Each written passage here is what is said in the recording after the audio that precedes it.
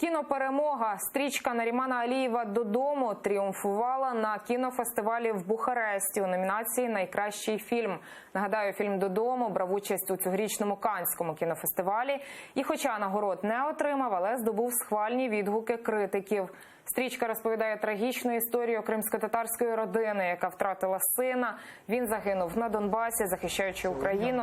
І рідні, долаючи усі перепони і кордони, намагаються привезти тіло загиблого героя додому в окупований Крим.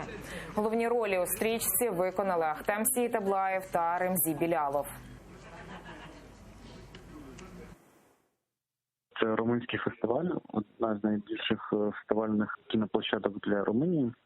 І ми там отримали головний приз. Дуже гарно те, що кіно почало подорожувати по світу та знаходить свого глядача. Найближче, що буде з фільмом, це цього тижня він буде презентований в Казахстані на фестивалі Євразія Фільм Фестивал.